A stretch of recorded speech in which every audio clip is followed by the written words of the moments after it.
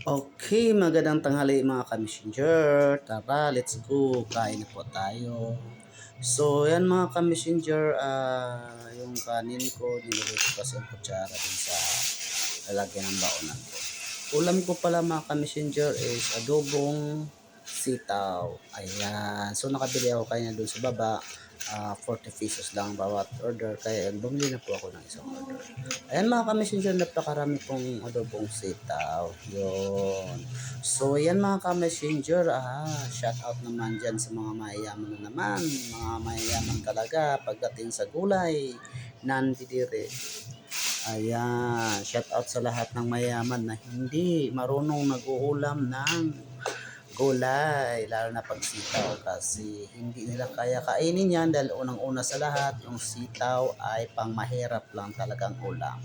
So alam nyo ba mga ka-messenger, itong sitaw ay pinakamasarap ulamin to lalo na pag mahirap ang buhay. Yan, pinakamasarap ang gulay. Alam nyo na lang yan mga ka-messenger. Ang mga mayayaman lang naman ang ayaw sa gulay dahil nandidiri sila kainin. Ang sabi pa nila pag kumakain ng gulay, hindi sila natutunawan. So ang gusto lang kinakain, yung mamahalin na pagkain, na mamahalin na ulam. Mahalaga tag 1,000 ang bawat order. So sa amin yan yung 1,000 bawat order mga ka-messenger.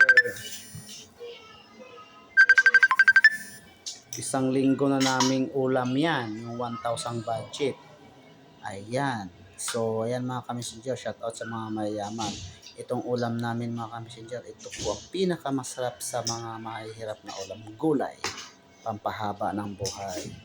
Ayan. So, naparami ang subo ko at ayan, halos ako wala nang pakikialam sa ulam ko at pinapak ko na yung napakasarap na pagkain yan. Shout out ulit sa mga mayayaman na hindi kumakain ng gulay. Ayan.